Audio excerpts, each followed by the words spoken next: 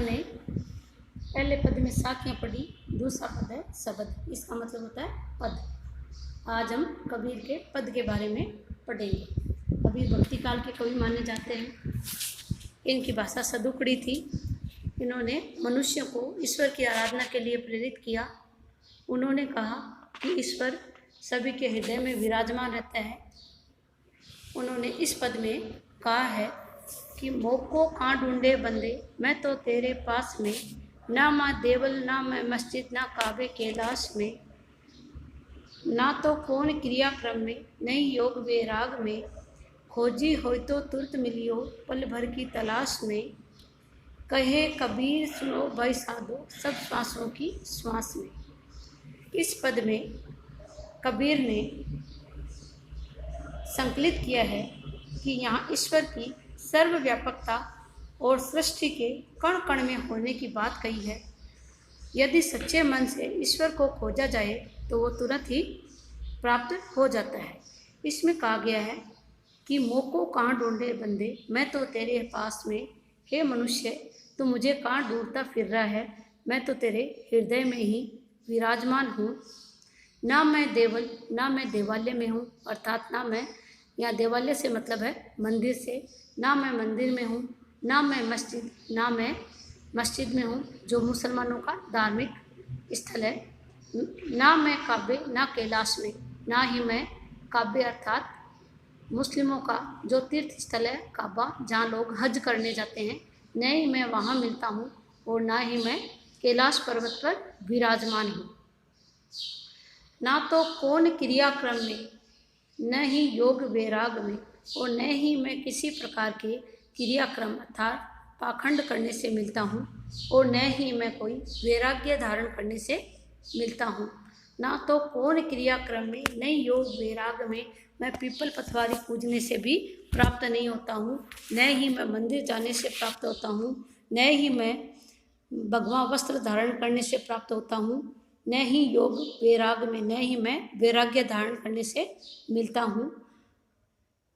खोजी हो तो तुरंत मिलियो पल भर की तलाश में, अगर वास्तव में मेरी खोज करने वाला, कोई तलाश करने वाला सच्चा ईश्वर भक्त मिल जाए तो मैं उसे पल भर की तलाश में तुरंत ही अर्थात क्षण भर में उसको मैं मिल सकता हूँ। कहे कबीर सुनो भाई साधो सब श्वासों की श्वास में। कबीर दास जी कहते हैं कि हे भाइयों सुनो, ईश्वर तो सब बंदों की श्वास में अर्थात उनके हृदय में विराजमान रहता है। आगे देखिए, इसमें यही कहा गया है कि परमात्मा अपने भक्त से कहता है कि तू मुझे कहाँ ढूंढ रहा है, मैं तो तेरे पास में ही हूँ। दूसरे शब्दों में प्रत्येक प्राणी के हृदय में ईश्वर का निवास होता है। ईश्वर का निवास न तो किसी मंदिर में होता है, न किसी मस्जिद में, और ना ही किसी काबा और कैलाश पर्वत में विराजमान होता है। धार्मिक क्रियाकलापों से ईश्वर नहीं मिलता। योग धारण करने से और वैराग्य धारण करने से भी परमात्मा की प्राप्ति नहीं हो सकती। यदि व्यक्ति सच्चा खोजी है अर्थात सच्ची तलाश करने वाला है तो एक पल की तलाश में ही ईश्वर को प्राप्त किया जा सकता है। कबीर कहते हैं कि हे सज्जन पुरुषों, मेरी बात सुनो, प्रत्येक प्राणी की श्वास में परमात्मा का निवास होता है। दूसरे शब्दों में ईश्वर सर्वव्यापक है और सृष्टि के कण कण में ईश्वर का निवास होता है। तो विद्यार्थियों, आपको इस पद को पढ़कर इसकी संपूर्ण व्याख्या करनी है और इसका विशेष में आपको प्रसंग लिखना है और व्याख्या में इसका भावार्थ लिखना है और विशेष में आपको इसमें कौन सा अलंकार है, कौन सा छंद है, वो सब लिखना है। दूसरा पद देखिए, भाई रे संतों भाई आई ज्ञान की आंधी रे, भ्रम की टाटी सबे उड़ानी, माया रहे न बांधी रे, हितचित की द्वे धुनि गिरानी, मोह बलिंदा टूटा, तृष्णा छानी पर घर ऊपर, कुबूदी का भांडा फूटा, जोग जुगत कर संतो बांधी, निरच चुए ना पानी, कूड़ कपट काया का निक्षा, हरि की गति जब जानी, आंधी पीछे जो जल घूटा, प्रेम हरि जन भीना, कहे कबीर भान के प्रगट है, उदित भय टमकीना। इस पद में कबीर ने ईश्वर को एक रूपता और सर्वव्यापकता से दर्शाया है और कहा है कि हे संतों, हे सज्जन लोगों, अब ज्ञान रूपी आंधी आ गई है, उसमें प्रकाश स्वतः ही उसके पीछे स्वतः ही प्रकाश की बारिश आ जाएगी। संतों भाई, आई ज्ञान की आंधी रे, भ्रम की टाटी सबे उड़ानी। जो भ्रम था, वहम था, जो अज्ञान था, वो सब उड़ गए। टाटी का मतलब होता है पर्दा। वो अज्ञान रूपी पर्दा उड़ गया है। माया रहे न बांधी, उसमें किसी प्रकार की माया बंद कर नहीं रह सकती। हित चित की द्वे धुनी गिरानी, जो लोभ और लालच की दो खंबे थे, इस छप्पर को, आत्मा रूपी छप्पर को बांधे हुए जो लोभ लालच के दो खंबे थे, वो आंधी से अर्थात टूट गए हैं। मोह बलिंदा टूटा, और जो मोह माया का छप्पर बंधा हुआ था, अज्ञान का एक छप्पर बंधा हुआ था, वो भी टूट गया है। बलिंदा का अर्थ होता है छप्पर। इसमें कबीर दास जी ने जो मनुष्य है, उसकी जो आत्मा है वो भ्रमित रहती है, उसके बारे में वर्णन किया है। और वो कह रहे हैं कि जो हृदय में अज्ञान के कारण वहम, माया, लोभ, लालच, ये सब चीज़ें रहती है, तो हमें ईश्वर की प्राप्ति नहीं होती। ये दूर होने के बाद ही हमें ईश्वर मिलता है। तृष्णा छानी पर घर ऊपर, जो हृदय के अंदर तृष्णा थी, लोभ थी, लालच था, वो सब दूर हो गए। कुबुद्धि का भांडा फूटा, और जो कुबुद्धि का पात्र था, अर्थात हृदय में जो कुबुद्धि थी, विनाश था, वो सब अपने आप ही उसका पात्र फूट गया, और वो कुबुद्धि रूपी अज्ञान छलक गया, दूर हो गया। जोग जुगति कर संतों बादी, जो संत लोग थे, सज्जन लोग थे, उन्हें बड़ी ही युक्ति से इस छप्पर को वापस बांधा है, अर्थात इस काया को संवारा है, इस आत्मा को शुद्ध किया है। जोग जुगत कर, जुगति का मतलब होता है युक्ति, कर बांधी, नीरज चुए न पानी। अब इस छप्पर में, अर्थात इस आत्मा में अज्ञान का प्रवेश कतई नहीं हो सकता। इस छप्पर से पानी, नीरज चुए ना पानी, इसमें किसी प्रकार का कोई पानी नहीं टपक सकता। जिस प्रकार अगर छप्पर कमज़ोर होता है तो उसमें से पानी टपकता रहता है, और अगर उसको ही मजबूत बांध देते हैं सरकंडों से तो उससे पानी नहीं टपकता। उसी प्रकार जो मनुष्य का शरीर है, वो आत्मा है, उसमें लोभ, लालच, तृष्णा आदि घर किए हुए रहती है, और अगर वो दूर हो जाए तो वो अपने आप ही ईश्वर की गति को पहचान जाता है, ईश्वर को प्राप्त करने का उसको साधन मिल जाता है। कूड़ कपट काया का निक्षा, जैसे ही सज्जन लोगों ने युक्ति से इस आत्मा रूपी छप्पर को बांधा और ज्ञान का प्रवेश कराया, तो हृदय में जो कूड़ा कपट था, माया थी, कपट था, लालच था, लोभ था, वो सब निक्षा अर्थात निकल गया, दूर हो गया। निक्षा का मतलब होता है दूर होना। हरि की गति जब जानी, जैसे ही मैंने ईश्वर को पहचान लिया कि ईश्वर कैसे प्राप्त हो सकता है, आराधना से हो सकता है या लोभ लालच से। ईश्वर हमेशा भक्ति से प्राप्त होता है। ईश्वर सरल स्वभाव का है, वह न मंदिर मस्जिदों में मिलता है न और कहीं मिलता है, बस मनुष्य को पहचानने की ज़रूरत है। आंधी आंधी पीछे जो जल फूटा, प्रेम हरि जन खीना, जैसे ही उस अज्ञान रूपी आंधी के पीछे जल यानी ज्ञान रूपी बारिश हुई, तो जो प्रेम रूपी जल था उसमें प्रेम का बूटा अपने आप ही अवतरित हुआ, अर्थात ईश्वर की प्राप्ति हुई। प्रेम हरि जन भीना, जैसे ही हृदय से ईश्वर को अपना लिया, अर्थात हरि को पहचान लिया। कहे कबीर भान के प्रगटे, उदित भया तमकीना। कबीर दास जी कहते हैं, जैसे ही अज्ञान रूपी माया दूर हुई, तो ज्ञान रूपी सूर्य अपने आप ही प्रकट हुआ, और अज्ञान रूपी जो कपट था वो दूर हो गया। कहे कबीर भान के, भान का मतलब होता है सूर्य, उदित यानी उदय होना, भया यानी होना, तम यानी अंधेरा, खीना यानी दूर हो गया। अज्ञान रूपी अंधेरा हो गया और प्रकाश विराजमान हो गया, अर्थात ईश्वर की प्राप्ति हो गई। हाँ, स्टार्ट। अपन ने साखियाँ पढ़ी कबीर की, शब्द पढ़े, इसके बाद इस पाठ के प्रश्न उत्तर देखिए। पहला प्रश्न देखिए, मानसरोवर से कवि का क्या आशय है? तो आपको इसका उत्तर लिखना है। मानसरोवर तिब्बत में एक झील है, उसको मन रूपी सरोवर के समान बताया गया है और उसमें जो हंस क्रीड़ाएँ करते हैं उसको ज्ञान चक्षु कहा गया है। मानसरोवर से कवि का यही आशय है, मन रूपी सरोवर से है। दूसरा प्रश्न देखिए, कवि ने सच्चे प्रेमी की क्या कसौटी बताई है? तो आपको लिखना है, इसमें कवि ने सच्चे प्रेमी की कसौटी बताई है कि एक प्रेम करने वाले को दूसरा प्रेम करने वाला अर्थात ईश्वर में आस्था रखने वाला उसके समान ही भक्त मिल जाता है तो उसको बड़ी प्रसन्नता होती है। तीसरा प्रश्न देखिए, तीसरे दोहे में कवि ने किस प्रकार के ज्ञान को महत्व दिया गया है?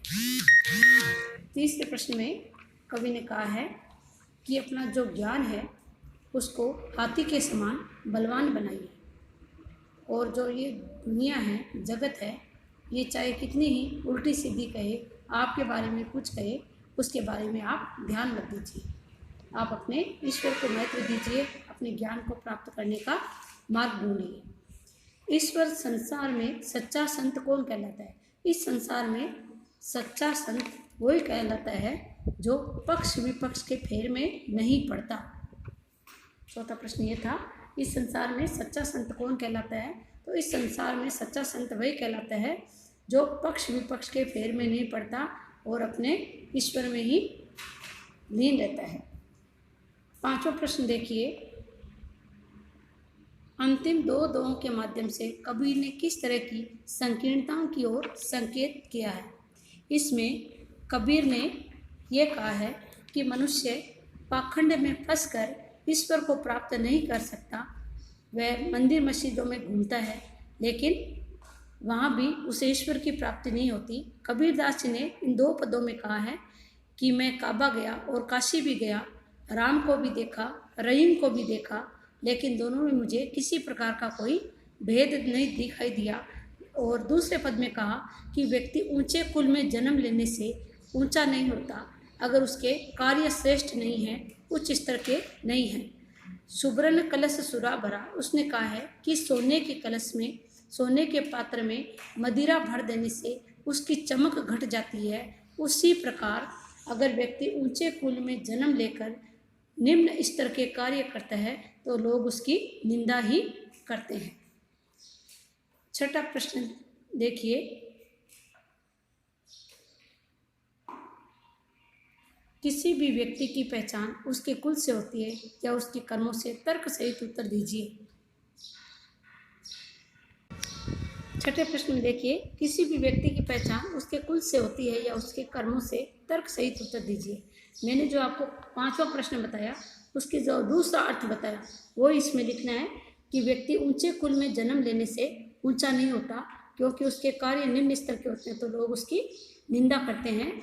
उन्होंने इस उदाहरण में बताया है कि ऊंचे कुल का जन्मिया जे करनी ऊंच न हो, सुब्रन कलश सुरा भरा साधु निंदा सो। इस पंक्ति में उन्होंने सोने के पात्र की उपमा देकर व्यक्ति का वर्णन किया है कि व्यक्ति अपने जन्म से ऊंचा नहीं होता, कर्म से ऊंचा होता है। उसी प्रकार सोने के कलश में मदिरा भरने से उसकी लोग निंदा करते हैं अर्थात उसकी चमक करती है। उसी प्रकार व्यक्ति ऊंचे कुल में जन्म लेने के बाद अगर वो निम्न स्तर के कार्य करता है तो लोग उसकी निंदा ही करते हैं। सातवां प्रश्न देखिए, काव्य सौंदर्य स्पष्ट कीजिए। आपके दो प्रकार के प्रश्न आते हैं, एक आता है भाव सौंदर्य स्पष्ट कीजिए, दूसरा आता है काव्य सौंदर्य स्पष्ट कीजिए। तो काव्य सौंदर्य स्पष्ट करने में उसमें इसके तीन भाग होते हैं। इसमें होता है प्रसंग, व्याख्या और विशेष, ये तीन चीज़ होती है। तो जो आपके इसमें काव्य सौंदर्य दिया गया है इसमें आपको ये तीनों चीज़ें बतानी है। हस्ती चढ़िए ज्ञान को सहज दुलीचा डार, स्वान रूप संसार है भूखन दे झकमार। इसमें इस पद की पूरी व्याख्या होगी कि अपना जो ज्ञान है उसको आप हाथी के समान बलवान बनाइए, सहज दुलीचा डार, उस पर सहजता का कंबल डाल लीजिए, सरलता का दुलीचा डालिए दुलीचा का मतलब होता है कालीन। स्वान रूप संसार है, ये सब कुत्ते के समान संसार है जो इसका काम भौंकने का ही है।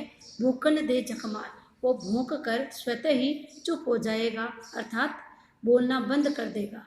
इसके विशेष में आपको लिखने हैं। इसमें अनुप्रास अलंकार का प्रयोग हुआ है।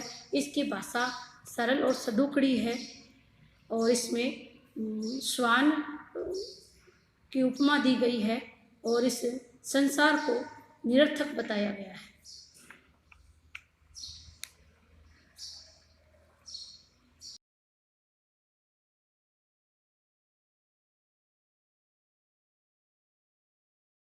कबीर की साखियों के प्रश्नोत्तर किए, अब अपन शब्द के प्रश्नोत्तर करेंगे।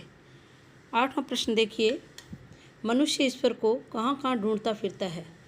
आंसर उत्तर में आप लिखना, मनुष्य ईश्वर को देवालय यानी मंदिर, मस्जिद, काबा तथा कैलाश पर्वत पर ढूंढता फिरता है।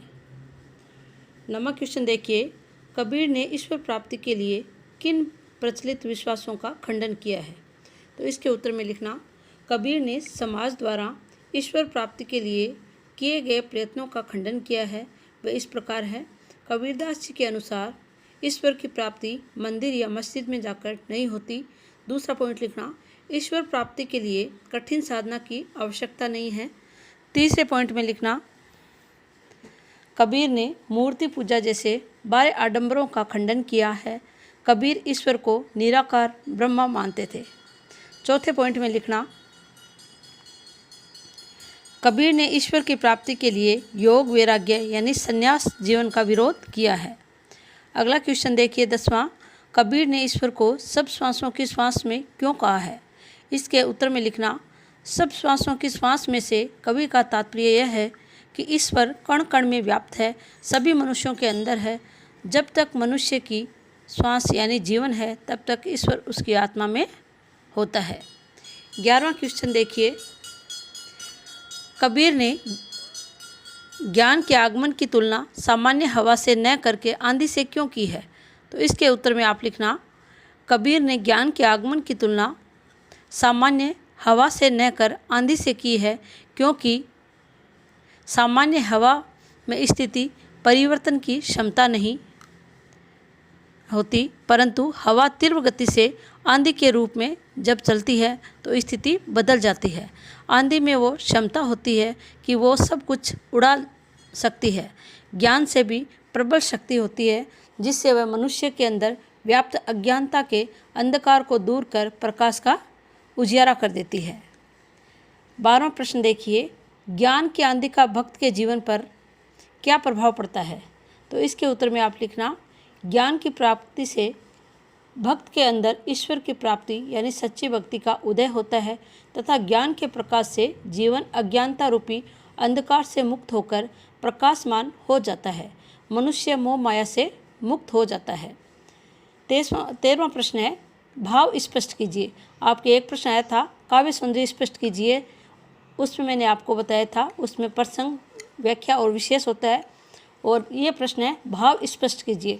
इसमें सिर्फ आपको इसका सरलार्थ करना है, अर्थात इसका भाव बताना है। पहला है, हित चित्त की द्वेथुनी गिरानी मोह बलिंदा टूटा। और दूसरा है, आंधी पीछे जो जल बूटा प्रेम हरि जन भीना।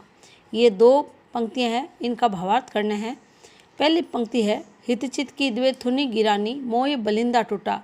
इसके भावार्थ में आप लिखना, ज्ञान की आंधी ने स्वार्थ तथा मोह दोनों स्तंभों को गिराकर समाप्त कर दिया तथा मोह रूपी छत को उड़ाकर चित्त को निर्मल कर दिया, अर्थात हृदय में ईश्वर का प्रकाश फैला दिया।